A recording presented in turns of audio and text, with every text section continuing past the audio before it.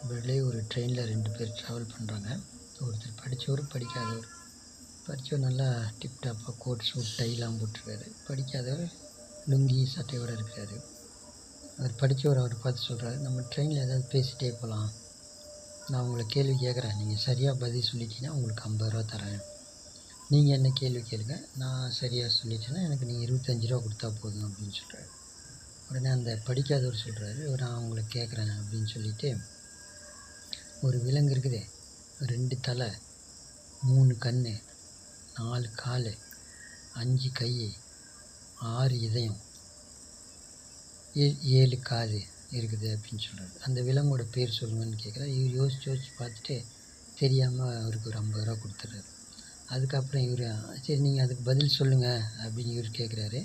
அவர் என்ன பண்ணுறாரு, அந்த படிக்காதவர் எனக்கும் பதில் தெரியாது அப்படின்ட்டு அவர் 25 ரூபா அவருக்கு கொடுத்துட்றாரு.